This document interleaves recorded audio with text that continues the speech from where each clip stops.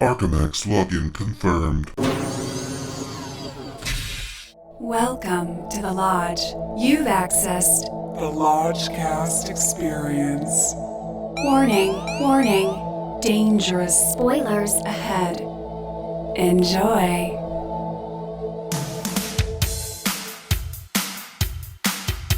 The Lodgecast is a little podcast where we watch weird movies, so you don't have to. The Lodgecast, baby. Lodgecast, gonna smoke grass. Lodgecast, missing movie pass. Lodgecast, We're gonna watch some crap. Lodgecast. And then the Lodge Master chats. With Lucas and Bishki. Episode 147, Avatar, The Way of Water.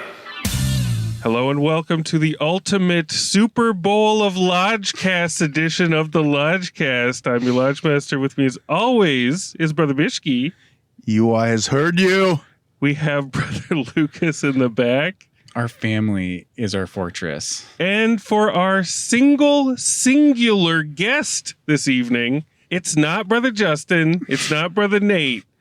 It's a wild card. The BFF is here.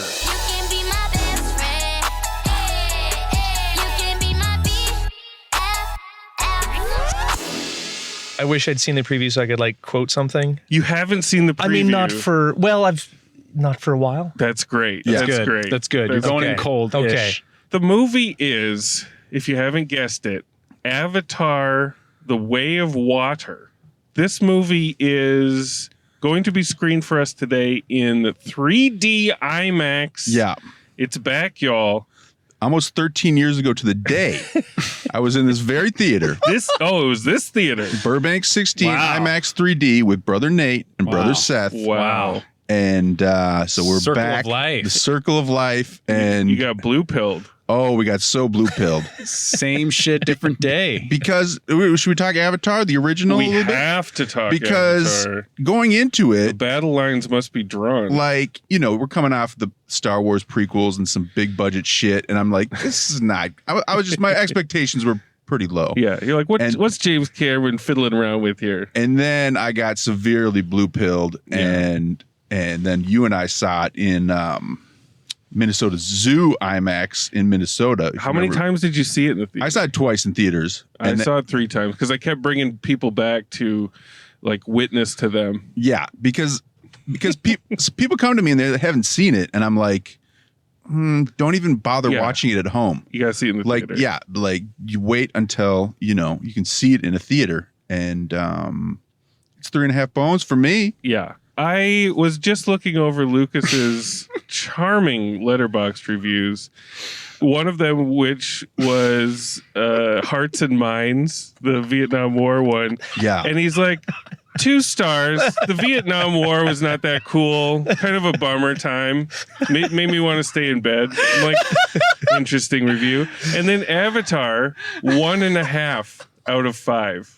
He hates it. I mean, I kind of knew this, but Who hurt you? I saw this originally at the Bridge Deluxe IMAX at Howard Hughes Parkway. Oh, hell yeah. And when it came out with my mom, I think, it was like a family affair. Girlfriend at the time, even maybe my mom's boyfriend might have been there. Even my BFF might have been there. I was not. Okay. We're trying to rope him into this. Yeah, but I remember not being in from the opening frames, like the opening Jesus shot Christ, with Sam Worthington's let-in voiceover, explaining everything. And then from there, from the trailer, I was not on board. I remember there was a lot of Schadenfreude, building up to the release because there were parody trailers that people had cut. Mm-hmm. And you were one of those Schadenfreude surfers? Yeah, I just saw the trailer and I was like, I'm not really into Jim this. Cameron. And then when I watched it, I was not on board. And then I saw it a second time. So I thought maybe I was in the wrong headspace. Let me see it again. I saw it a second time and I was like, no, for sure. And then you saw it a couple months ago. Yeah. Then recently we went back to Pandora. We rewatched it. Yes. And you still felt the same. Oh, Jesus, Wow. Lucas. Yeah, this film has its detractors. It does. And let's What are our bets on the BFF here, Bishki? I think Lucas probably already knows, but I kind of think he's pretty high. I think he's friend of Navi. Probably like 3 bones. I think he's like maybe 2.5 or 3 with some deep caveats. Yeah. BFF, enlighten us. Avatar super fan. Yes. Yes. I have tattoos. I renamed my firstborn an Obtanian. No, I saw it once and promptly moved on with my life. Oh, geez. Without thinking much about it. I don't think it's 1 bone or whatever it was, but playing with our emotions. But how many bones would you give me? Oh, that's 2.5. Yeah, Okay, there, 2.5. that sounds about right. Yeah. That's what it deserves, right? That's like a reasonable person's response to it. I think it's the only James Cameron film that I've only seen once. I was trying to think about, have I seen this more than the one time? And I can't think of it. I really can't. It is such a theatrical experience. Like I saw it 3 times and then never again until very recently. Like I bought the DVD, but it's just been sitting on my shelf. Like, why are you going to watch that? Some of the other low reviews on Letterboxd is like just spiteful, like watched on a iPad mini on an airplane, you know, they're just like dunking on it. But what's very telling is I had dinner with an old friend recently and he saw the Avatar 2 trailer, but he thought it was the original trailer for the re-release. And he was like, "This shit looks the same. It doesn't even look different this time around." And I was like, "Yeah, I guess you're right. Like, it's been so long, but it's there's still a lot of blue folk, you know." Yeah, that brings us to the Way of Water. And there's water, but there's water now. And my expectations again are, because it's hard for lightning to strike twice. That's right. I mean, James Cameron has done it before with Terminator and Terminator 2. And he's been spending over a decade on this. Yeah, so it's more than that. He's dedicated the last 20 years of his life to this. He's all in. Which is crazy. 25 years, maybe. He's all in. Yeah, and the movie's got to make like what? $2 billion. $2 billion to break even. To break even. But like the theme is never underestimate James Cameron, right? That's the theme of his whole You should always career. trust in Cameron. Yeah, he's always pushing the envelope. He's always doubling just down. For us, just to make us go, whoa, oh shit.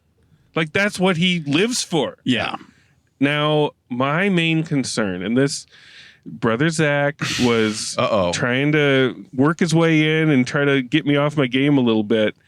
And he reminded me that this is 120 frames a second.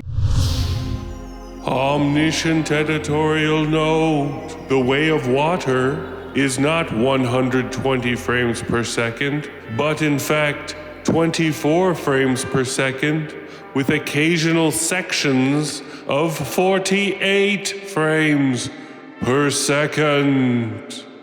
Oh. Yeah, I got that in my ear. No way. Oh, I didn't hear that at all. No way. We maybe shouldn't have spoiled that, but yeah. But no, but I want us to be ready. You want the long walk home vibe. Because if sweet brother Lucas was thrown off by the first few seconds of Avatar the First, if he didn't know that this frame rate situation was happening, he's going to be out even before it starts. Like So I want us. And we got a runtime of 3 hours and 11 minutes. I want us to just meditate a little bit. Action-packed. Prepare ourselves, Now, Lucas, are you going to take any gummies to help? I took a 25 milligram. You're already in. THC gel capsule, prior to showtime with my lunch. So I've got my Pandora passport stamped and ready for entry. Lodge Master, you're doing like 100 milligram live. No. I'm going to be around 25 as well. Okay. And hopefully when the 3 hours and 11 minutes have elapsed, I will be able to speak into this microphone. I just want us to be ready for this frame rate thing because we saw Gemini Man. Yeah. And there were pieces of Avatar, the re-release that were in 120. He's prepping us for it. He's prepping. He's trying to just like turn the heat up slightly. Yeah.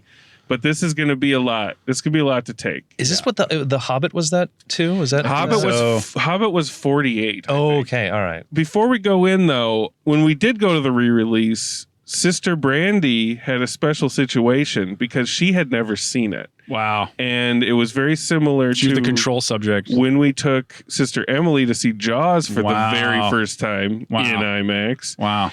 Brandy's going to be kind of our Love and Light check-in here. I interviewed her on the way out of the re-release screening, and she approached me kind of glassy-eyed as if she'd seen an alien, and in fact she had, and these were her thoughts.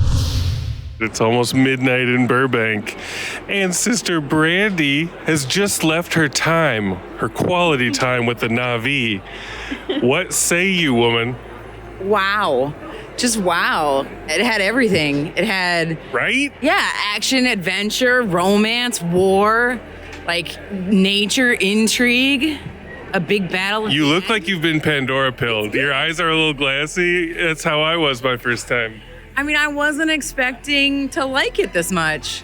I thought, the hype, it was hyped up. And Brother Justin's been hyping it up for years. He and I have been defending this movie tirelessly. I mean, he's kept it under wraps a little bit. I think he wanted me to experience it for myself, and I did. Good man. This was definitely the best telling of the humans are bad, nature is good, don't ruin shit by being human. Hashtag don't ruin shit by being human. This is the best telling of that story. Bravo. How many bones, Brandy? It's a 3.5 strong bones. You got Pandora pilled, woman. Woo, I got Pandored. And your sin affection has been absolved. I absolve thee. Now back to Avatar: Way of Water. So wow, she got super Pandora pilled, and I am going to interview her the exact same way coming out of this film, because we're going to go meet her now, and we're going to see what she thinks of The Way of Water. Do a Sister Brandy check-in. Re-entry. And follow-up entry. We'll see what her bones are feeling like. But right now, let's just go in there and just settle in. We don't have recliners. This is the stiff-backed IMAX theater. Yeah. I want to see IMAX not have recliners? That doesn't seem. I mean, they kind of recline, but I'm looking forward to the trailers. Oppenheimer's gonna. Oh yeah, that's right. Yeah, very. So we got to get in there for the trailers. Let's get in there, y'all. Love and blue light. My scripts consist of H2O, hip-hop and oxygen. I flip commission doctrines that make me Shakespeare's peer. Upon his head tear, I fear not. Killing furious with the superior onslaught. On top of this, I'll solo like Gilligan with a million styles to throw your way. With capital A, we make waves, causing tsunamis to your army, splashing like the Kraken on Clash of the Titans. Writing calmly, call me Aquarius. Each full page, a new age. I'm on a crusade to rain in your parade. See chords more than 3/4 of what this rap world secure. So this is Chinese water torture for MCs to endure. As I restore this reservoir with my repertoire of metaphors, step into the core. Better have your life insured for supernatural disasters. I'm quick to cast a flame to your astral plane. This bitch made get played like an Astor. Water world. This is water world.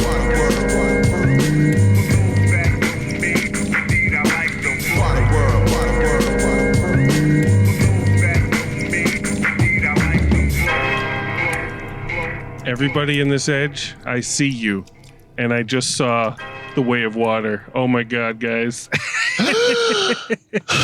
It's been 3 solid hours and change. And there is, for the record, a drink at MacGuffin's for Avatar: The Way of Water. I was like, there has to be, right? And what was it called? The Mystic Spirit. The Mystic Spirit. I know it involves Belvedere vodka and something very blue. Did anybody get one? No, but we wanted to get some to go after that movie. Woo! All right. Well, hot takes for Flying Fast and Furious from the audience coming out of that movie. So before we get to this... Fishy! What's that shot? From Rotten Tomatoes, set more than a decade after the events of the first film, Avatar: The Way of Water begins to tell the story of the Sully family. Begins to tell. Yeah, we're just getting started, folks. The Sully family's Jake, Neytiri, and their kids. The trouble that follows them, the lengths they go to keep each other safe, the battles they fight to stay alive, and the tragedies they endure. Period. That's it. I mean, that covers a lot of ground. So yeah, it's in 3D. What did you guys think when you saw that 20th Century Pictures logo that's when Lucas checked out. that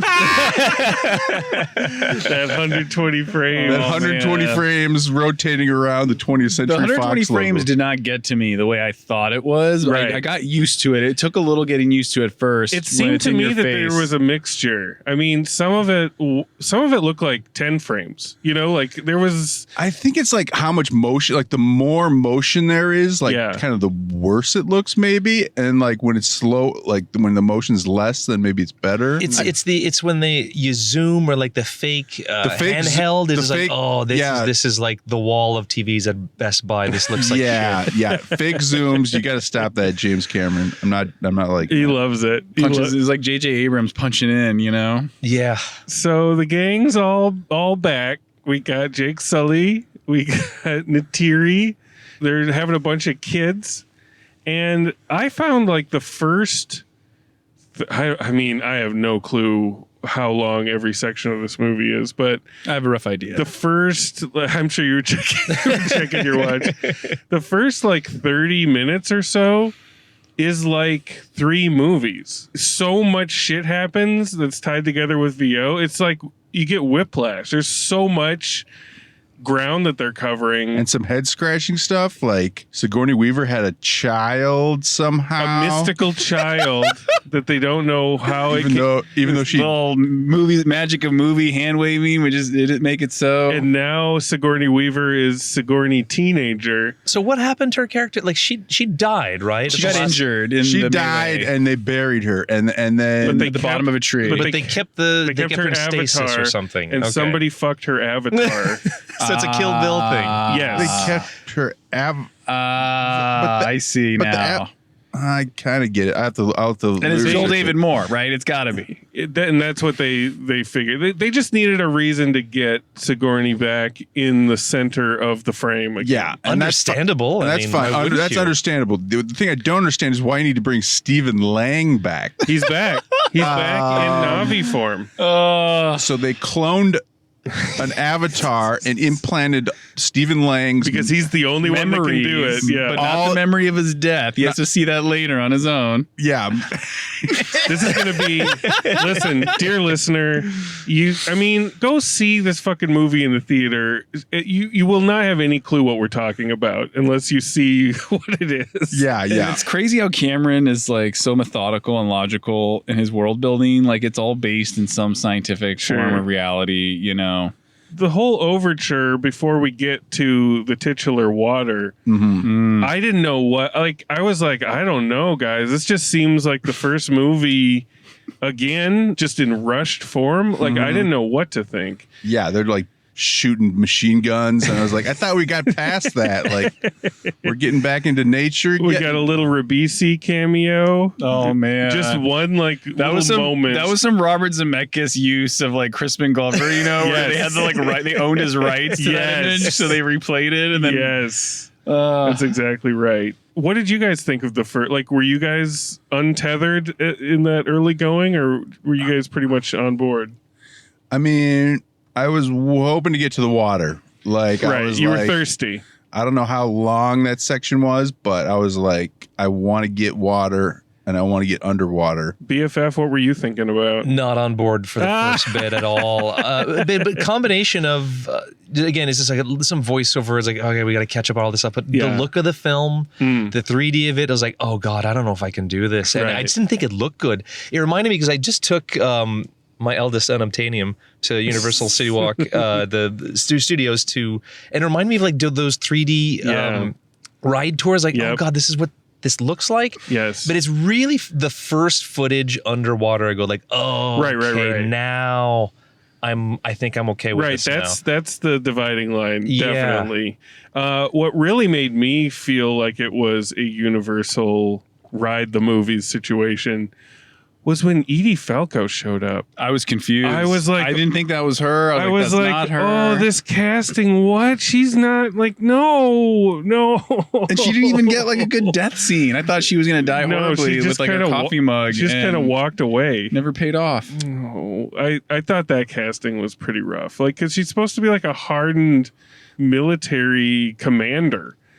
and she's just, she just doesn't come off that way. It just seems like we said, like a ride version of the movie. Yeah. Like she's there to tell you to put your seatbelt on, basically, So I was having trouble. Lucas, I assume you were having tons of trouble because if you thought the first movie didn't have story, right? I perked up a little in the first 30 where they're like chilling, having a great time at night, and then there was like this new star in the sky, sure, which turns out to be all these like drop ships, and then they just like flame the forest. They just drop napalm, and I'm thinking like, oh shit, so they're really striking. This is the Empire Strikes Back, like in full force. There's a lot of Empire Strikes Back. It makes sense why they'd have to leave and go to the water land. So like I was like, oh, we're gonna get there, and then all of a sudden it didn't really go there or something. Gotta have a little battle first. It was like a fake out, and so then I was like, after that I was like, oh man, I'm not on board. The early going, just pacing wise and like structurally strange. But I thought when they did finally leave and move to the Waterlands, I thought we were going to get a big fat title sequence, like a title screen, but there was no front title. That was crazy. Not till the end. Like that is nuts. You make us wait over 10 years and you don't sting us with the title. You make us forget what we're watching. People be dropping the ball. I've been complaining about this a lot on the Lodgecast, mainly with the Halloween movies for some reason. But you have a chance when people are coming back to the world you're building after a long time. You have a chance to really inject some fucking superpower into your movie by giving us a title screen. Yeah. So that some jackass in the back can be like, woohoo! You know? Yeah. You have fired up. The old James Horner music, rest in peace. Like, punch that in. Punch it with the title card. Anyway. Lord Cameron provides the H2O.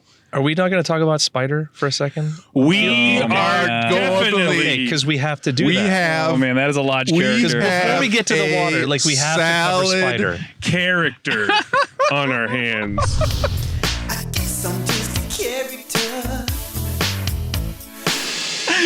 I don't know how we haven't talked about Spider. His name is Spider. Felt bad for him as the film wore on because I was like, dude, nobody else except this dude is wearing a loin, like showing his Spider bod. is his real bod, not his blue bod. Feral human child, Mowgli boy man child with dreadlocks that's chilling with the Navi. Blonde dreadlocks. But not buff, but kinda, naturally. He's like buff. he's a man. He's a semi-buff man boy that reminds me of like a de-aged Ryan Reynolds in the face mixed with Vanilla Ice circa 1993 when he had dreadlocks and released a album called Mind Blowin'. And you laugh, I laugh every time you see this guy. He looks like a wook that you meet at a festival that's like looking for nitrous. He has been following the Grateful Dead and its various subsidiary bands for decades. But somehow looks like a young boy. I mean, it's apologies to anybody who has them, but like white people in dreads, it's never not gonna look ridiculous. Why?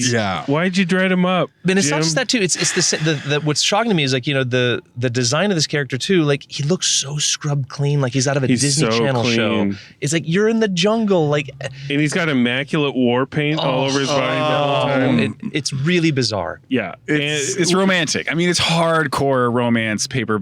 Like, man, Cameron is like, I need them to come back, and what are they going to come back for? They're coming back for Spider. I was sitting as far away as you could from Bishki, but I knew Bishki was loving that I was Spider. Immediately smiling at Spider. Waving and at then Spider. when I learned that our cloned implanted Stephen Lang before he died impregnated someone. We have no idea. Dude, didn't cover that. Questionable. That wasn't in the first movie, right? No, that's absolutely not. He had no romance. Stephen Lang was definitely not having any romance in the first movie, but he was apparently, because we get a child. God. And his name is Spider. His name is Spider. And they also call him Monkey Boy. And Monkey Boy. I wish they called him Rat Boy. But I thought he was going to be just kind of swinging around the periphery, but Spider is pretty much front and center for a lot of this. So you get tons of Spider. Anyway, We love you, Spider. We can't wait to see you. Hit us up in those comments. Revisiting Avatar 3, Spider Story. the Way of the Underground. Gets a shine box. The way. So we get to the water, and that's when the movie. I saw one headline. I think it was on Jezebel of all places, and they were like, Avatar: The Way of Water is mostly just vibes. And I'm like, yeah.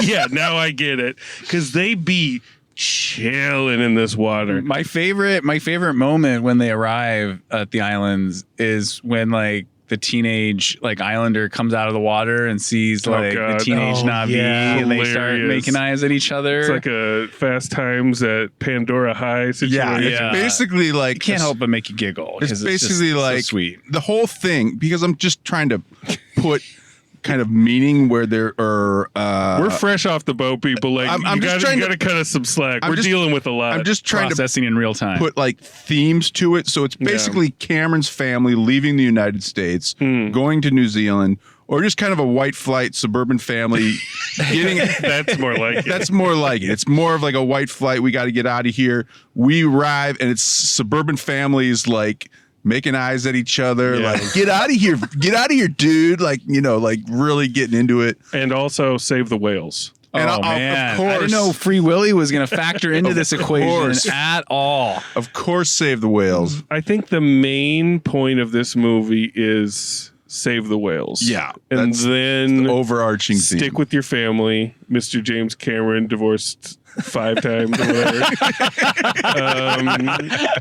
Harpoon fired. But what did you guys think about all the splish splash fun and games in the water? Pretty amazing looking, like I thought. I mean, it was amazing looking in my mind intellectually when I would remind myself, this is computer. This didn't exist. These are all ones and zeros. They created this from nothing. You got to like give it respect. Yeah. That being said, I wasn't like, wow. I wasn't like, oh my God. Well, like, we also have to keep in mind, much like Tarantino with feet, Cameron has an underwater boner that will never go away. Mm-hmm. Yeah. Never go military and underwater. Yeah. He loves it. And he indulges all of that in this. The military is underwater. It's in his perfect sweet spot. So he lets us see so much water action. We see Jake Sully's kids dive and learn how to hold their breath, and lots of shit goes down. One thing I will note is that Neytiri, in the first film, she's the best character. Yeah. In this movie, what? You kind of lose her a little bit. What the fuck? Like, kind of forget until she's like hissing at someone. She's only ever hissing or crying. Mm-hmm. And whenever anybody mentions her, they're just like, oh, she's crazy, or look out for her. Yeah, and I kind of get that because she kind of goes over the edge at the end. Like maybe it was like a Daenerys Targaryen thing where they were like, we have to establish that she's unstable. But she's just, you lose her character. Like what? She didn't have anything to do with it. A lot of the characters felt kind of like the Star Wars requels where you see, that is Harrison Ford as Han Solo, but he's not doing anything. All there. If we didn't have all this backstory, we wouldn't give a shit about him. Yeah, exactly. So I felt a little bad about that because she really like. And they had 4 kids, right? But the 2 sons. Look exactly Sigourney Weaver, like you can tell because it's her voice. And then there's a baby girl, like a very small little baby girl. That's like, are we there yet? Like when they're getting to the water. She did say Sequelitis. That is a line in the movie. Definitely. But then the 2 boys, I couldn't really tell apart. And I was getting them confused. And stupidly, like I couldn't even keep straight which boy was in love with the water girl. No, I couldn't either. Was that the older? Because she was really bummed later when one of these 2 guys bites it. Yeah, I didn't know which one bit it. It is kind of a problem with these blue people. I don't want to be like. I know this is sensitive territory. Yes, but these blue people, I can't always tell who's who. And they kind of talk like the 2 brothers. Let's focus on the 2 brothers, Bishki. They talk kind of alike. Like you got to give one of them a headband.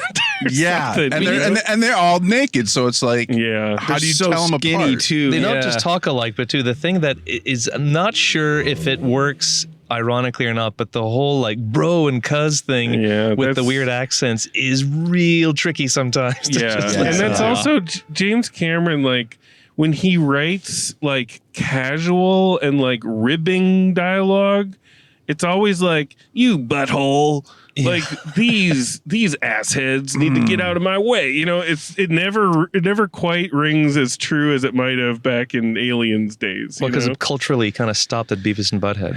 He hasn't updated his vernacular, like, his put down slang. You know, but part of that is what makes it charming too. Yeah. You know, what I had a problem with is the story, as it were. All it is really is just the kids go off, do something dangerous or stupid, get in trouble, and then the parents like huff and puff and hiss and have to like set things right. It happens over and over and over again. Yeah, it felt like Avatar fan fiction to me. Like it was just like that's where I think the weakness is, because the story is not. There isn't really a story. No, there's not this huge overarching. Kind of shocking, how there's no story. There's 5 credited writers. Story by credit. Because I think the strengths of the first one is that because it's obviously spectacle and a big blockbuster, but the story. I think the story is very compelling. Yeah, you can ride that story. You can plug into it with your ponytail dick and like follow it. This one, you are literally just like floating out there, you know, and there's this outcast super whale that that's when I really felt the fan fiction. Oh man, when they started talking to each other. Oh my god, that theater just started losing that it. Might be a crouton. Yeah, definitely a wet dripping, stinking seaweed crouton. Salad crouton. The younger son starts communicating with this super whale, and in that nice papyrus font, we see like the boy saying like, "How did you end up being an outcast?" And then they cut to the whale and his big eye and his little eye, and the whale like burbles or something, and you see his speech subtitled, and he says, "It's too painful." And that was fucking hilarious. It's too painful. But these whales are like they're super intelligent. They can compose music, solve mathematics, and the bad guys are after them for their unobtainium. That was bad. That was because I was like the Stephen Lang character is just going after Jake Sully. So it's like the stakes aren't high enough. No. So we need to come up with a new unobtainium, and they drain the brain. It's a brain drain of the whale, and it's like, and then the guy's just like, it'll make you live forever. Because you're really waiting for it too. Because like, there's a Australian whaling guy. Yeah. I was like, why do they need a whaling guy? Like, what do they? Do they need like oil for the lamps? Like what's it's like, oh, okay, gotcha. It's like brain juice makes people not age anymore. It's like it stops aging immediately. And Jemaine Clement's there for some reason. I thought they were going to use that juice to save the Sully kid, but of course it didn't pay off. That's going to pay off in Avatar 6. No, yeah. There's some subplots that kind of get like Sigourney Weaver has epilepsy, and then that kind of like, or they think it's epilepsy, but it might just be sequel. Magic. Yeah, but they'll deal with that more in the. I don't even think we need to deal with that. Teenage years. So we're out in the water for a while. It's like you get into the water vibe. At least I was getting into the water vibe, and the gummy was hitting right when they jumped in the water, pretty much. Mm-hmm. Perfect. But then they start cross-cutting with the bad dudes learning how to ride like one of those dragons, and it like, does that kill the vibe? I know they're trying to keep all the balls in the air, but it's just like, who do you want us to root for? Like, what do you want us to do, James? Do you want us to chill in the water? Or do you want us to cross cut back and forth like whiplash-inducing like storylines? Because he needs to remind her, there's a conflict, and that's all it is. Like everybody knows they're coming. Like just like we don't need to cut back to Spider. Like we know Spider's allegiance. Spider's coming for him. Spider like looks at Neytiri with like suspicion a lot. Like Spider, you want to smack him sometimes, you know, you want to just like. But as we established, given Neytiri in this movie, like, can you blame him? We're all confused. We are all Spider in a way. So anyway, Jake Sully fucked over these water people by completely like leading everybody straight to them. They somehow don't understand that if teenage Sigourney has a seizure, that you don't bring a gunship in, like figure out something else because they're being tracked. Like what? Like just boneheaded moves where it's like, obviously, you know, they're going to see that and know where Jake Sully is. Yeah. But anyway, it was around this time I looked at my watch, which was 2 hours in. I just was like, I just need to kind of know, what I'm in bearings. for. And then I was like, oh shit, an hour and we're coming to an epic battle. This is going to go on. And we knew the epic battle was coming. And when the epic battle comes, it is epic. It is epic. You have to admit. Is it though? Lucas? No, come on. Is it though? I mean, I'm kind of. Are you just gaslighting yourself? Because I mean, something was happening that was exciting. It was more than any epic battle you've seen, like in like your average Marvel movie. I don't know. Maybe it is. Oh, I disagree. I mean, I'm with you, Matt. I mean, there's the thing that hit me with the climax is like I was kind of. Well, the climax kind of like bumped me back up a little bit because there's a sense there's of an hour-long climax. Yeah, it's very, very long, but it's James Cameron and he knows how to shoot. Yes. You know, reminded me of, it's not nearly as good. It's like, oh, this is what Mad Max felt like. It's like, oh, here's an old pro. Yes, who knows exactly how cinema works and he knows how to pace out a climax. He's got his sea legs. It totally works. There's no sky portal. You know what the stakes are. You know where everybody is. The geography makes sense. The kids kept getting lashed to the bars. Like, they keep getting the snap bracelets. The snap bracelets. So many times that they knew they had to call it out. And the little girl, when she gets attached to the bars again, she's like, I'm getting tied up again? It's like, yeah, you are. Like, there's no other way to do this, guys. But anyway, I loved that battle sequence. And I can't believe you guys didn't get pumped a little bit when shit was blowing up and the wayward super whale was helping them out. This is what people I mean, like, in the audience were clapping. People were punching in the air. I haven't seen people do that in a long time. It's pure Cameron too, because it's like, you know exactly that the wayward whale is going to come in and do it. You know all the beats that are coming. You know the beats are coming, but when they come, they still somehow hit really well. Lucas and when the is Australian guy at the end gets it from the whale, it feels good, and the audience loved it. I've never seen an audience clap at a body being flung into the sea with its severed arm following right behind it. That was people quality. Loved it. That was quality, but you weren't feeling it, Bishki? I guess it's more about the characters. Right. Like if I just don't feel wild about the characters, which I didn't feel, wild about the Sully family. that the Sully stick together, dude. And the fact that it's all CG, like for the most part, like there is Spider was not a feral child running around, but other than that, like when it's CG fighting CG, it becomes. I mean, it's much better than Transformers, but it's just in the same spirit. You couldn't get into it. There is a thing though when you would cut from pure CG characters to then cut to pure real people, it was a bit jarring in some instances, for sure. Yeah. And then after this huge battle of the sea people versus the whalers and the bad guy avatars, then the eclipse time of day happens. And where did all the sea people go? I know they're closing it down, so it's just the Sullys versus Stephen Lang and Spider, sort of. But where did everybody go during that? Did I miss something? Like, no, why couldn't they help out? They were winning, and then they are gone. And then it's just a solo mission. Is that just an action movie thing? I was a little checked out. I don't know. Oh, you weren't even thinking about it. Bishki.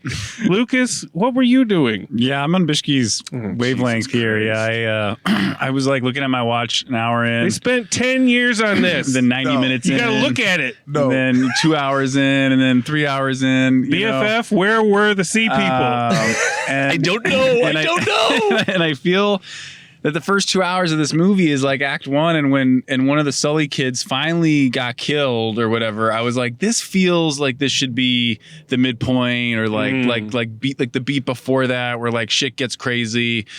And then like the family has to decide, like, do we run or do we fight or something? But like, I just wasn't on board with like, they come back, they nuke the village. So he's like, we got to peace out, yo. They're not going to stop nuking until we're gone. Yeah. And I'm thinking like, but bro, wherever you go, you're just bringing the fight there. Bringing the nukes. Yeah. So this feels so contrived or something. And then like, sure enough, when they show up off the waters, it's like he's shocked or something, like, fuck, they found us. I guess like we're going to have to fight them. And I'm just thinking like, what? Like, come on, dude. You used to be military. Like the whole architecture of the plot is not that great. I wanted more ocean stuff too, with like ocean monsters and eels and fucking jellyfish or whatever. We got a few. It felt like we just got stuck in the weeds with these whales. Yeah, I mean, you're not wrong, but come on. Come on, he spent 13 years. Come on. Show some respect. And then it kind of sets up various sequels at the end. Yeah, Stephen Lang continues to survive after Spider saves Thanks, Spider. Thanks, Spider. And then we get crouton credits. We get some leftover shots of some super whales, accompanied by a sure-to-be Academy Award nominated song by The Weeknd. Oh, man. And it is clear. I didn't even look it up. Sexy. Everybody got some big laughs. Everybody was just laughing. It was so sexy. Oh, my God. This movie is sexy. This movie is pure sex. Let's go to those water bones.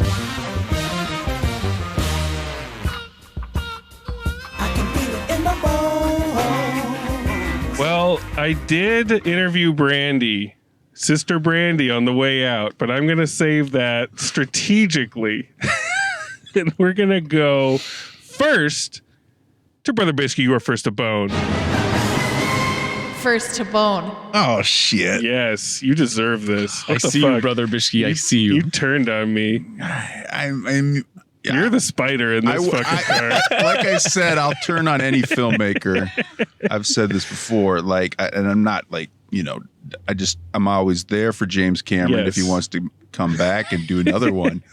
But this was a bit of a letdown in terms of it doing new things, because it's kind of a rehash of it's basically a rehash. You're in a new world of this water world. Yeah. But you're basically getting attacked with the epic battle, and there's a lot of references. It's the same thing, just it's Stephen Lang coming back again, and there's just a ton of references to the first one.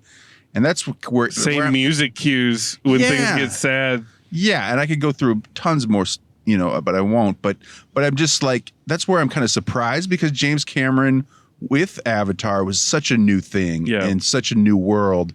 And I was like, well, now he's going to take us to a different world, and things are going to be even, And then I do like in the first one how it, kind of tied to real world things. There was some Iraq war stuff and 9/11, but this one's got some Vietnam for sure. It's got some Vietnam, but it's just kind of a wash in terms of its, so to speak, story and the themes of, technology and clashing civilizations and imperialism and all the stuff that I loved about the first one is really not too much there. I mean, there's an epic battle, but I'm not like thinking, I was just trying to apply James Cameron moving to New Zealand over it or something. But anyway, you were busy working. I was busy vibing. I did like the vibes of the water. For that, I'll give it a bone, and I'm going to give a full bone to our salad character. Oh, you love little, what do they call him? Spider. Monkey boy, our boy Spider. And come on, and keep going, Bishke. That's all I got for you. Spider is a LodgeCon character. All I got this time around, James. I'm really sorry because my bones were high going in.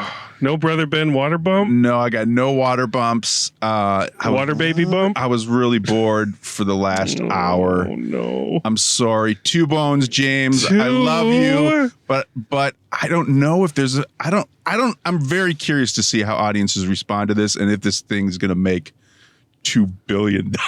Oh.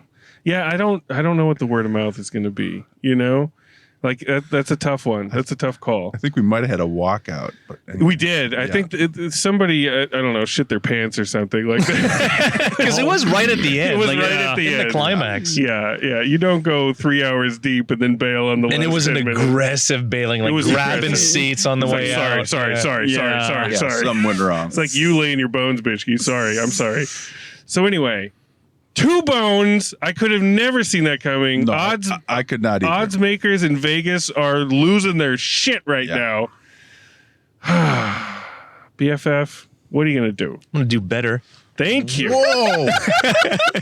Do better. Do best. Well, it's like I said, I was really worried at the start by the look, the frame rate. Like, this doesn't look weird. But when they got to the water, certain sequences, and the frame rate stopped bothering me, and something, I'm trying to make this not sound ridiculous, but something happens with the way it looks where like it doesn't feel like cinema anymore, and it kind of becomes something else. And kind of my brain said, stop watching this like a movie. Just watch at the surface level. I was doing the same thing. There's no depth to what you're watching. There's really no depth to the story. So just watch on a surface level what these images are. You're just there. And as you're saying, you're vibing and you're really on board at that point. You're still kind of bored because really there's no, the climax is so artificial at that point. Yes. But what's interesting too about Cameron is that I remember thinking like, okay, movie, we gotta do something here.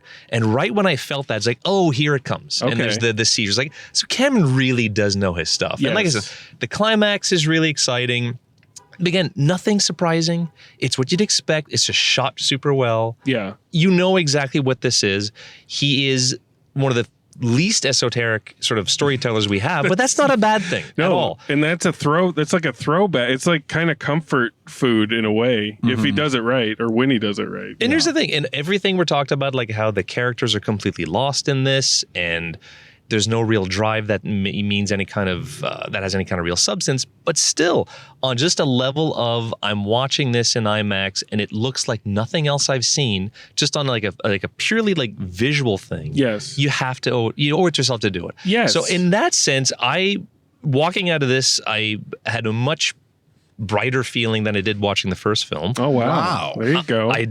I'm giving it the same I gave the last one. It's a 2.5 bone movie for me, for all the reasons we talked about, but still much more enjoyable in that pure sense of it.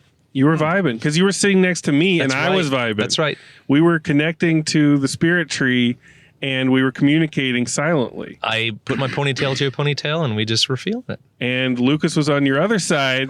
I cannot wait for these bones, if there are any. Lucas, oh man, what are you going to do? Oh man, I expected a little more from a varsity letterman. You're already infamous after Fableman, so you need to just be aware of that. No, I know. Look, I wasn't expecting much. I wasn't holding out for the sequel to be great or good at all. The trailer did nothing for me. You know, it just, I've seen a lot of trailers in my time. Sure. I'm not a huge fan of the original. I think Cameron's an amazing filmmaker, and he's just got, this is like Picasso's Blue Period. You know, he just got stuck with this technology. He's like so obsessed with being a pioneer and being the first and the best and the biggest and the deepest. His Blue Period's going to be a few more decades. And I know people love, the world, like the immersive experience. It absolutely is that when you see it in IMAX and 3D, you know, for 3 hours, like you do get brainwashed or blue pilled a little bit. Yeah. It's got to count for something. And it's a world I'm not against. Like I'm all for this, you know, Pocahontas, Dances with Wolves, Fern Gully, you know, vibe. Yeah. Gives you a lot to work with. But I just need more plot, better pacing, shorter runtime. Maybe decide you're going to have one lead and, you know, who is it and what do they want? Why can't they get it? Like what's at stake? What's motivating them? You know, as opposed to like, oh, it's family. And then, Jake and Neytiri kind of disappear for a while. And it's like mainly like when I think back, it's the kid and the whale. Yeah. And the whale rider. Yeah. And I just felt like they could have done, I don't know, more or like had it be crazier. But yeah, it all felt like table setting, you know, or window dressing for the next 2 sequels or whatever. So I'll give it one solid whalebone. One whalebone. All right. Did we expect any more from the hothead? Not too much, but I'm glad that he liked the original Avatar by half bone better. It all checks out.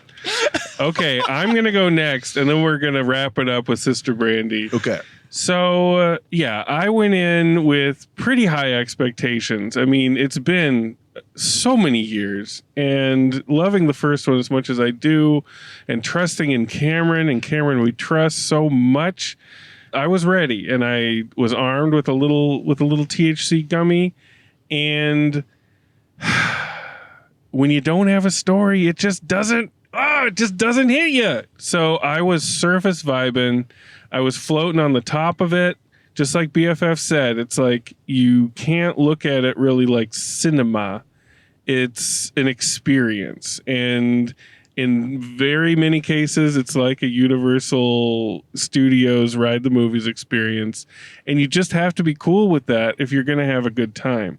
If you struggle, you're going to drown. You're just not going to make it. So, as much as it pains me, it's 2.5 for the movie itself and the spectacle of it, and I got to give it an extra half bone for that battle sequence near the end. Not the very end, your kid for my kid knife showdown, but the big battle sequence, which I thought was incredible. So I'm at 3. I'm at 3 kind of waterlogged bones. There's not a lot of meat on them. It's been picked clean by the super whales, but there's 3 there. Go back and see it in a couple days and see how it goes. I think I got to go back again. I got to see it again. I don't know if I will. I'm gonna figure it out. Edit the 2 movies together into a 90-minute movie, and you've got something. No, you got nothing. All right, we're gonna go to my hot, spicy take with Sister Brandy, fresh out of the movie. Let's go to it.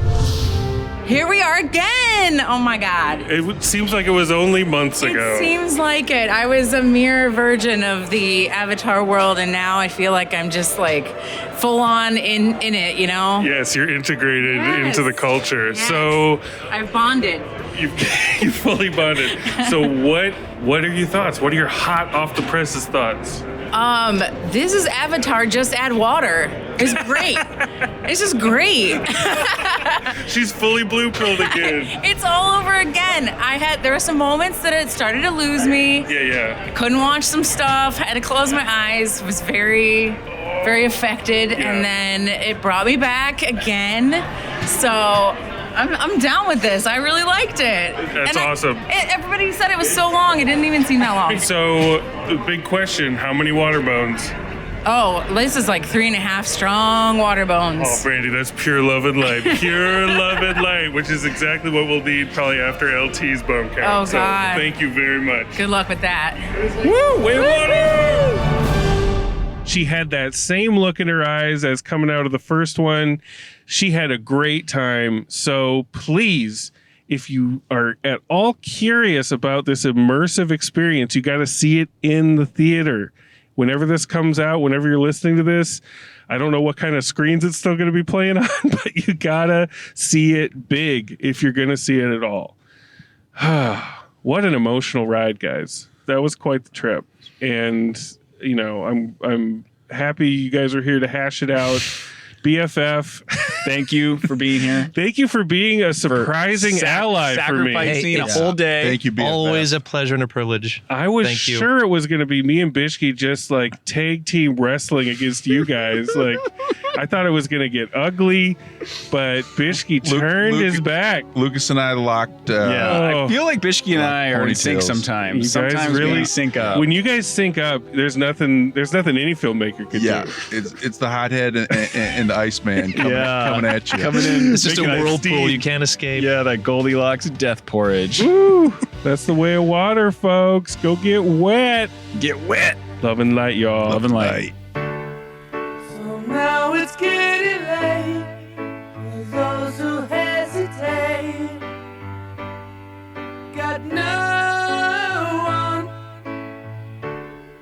but they don't understand. No one hears the sound. It's like a waterfall that's an illusion. It's the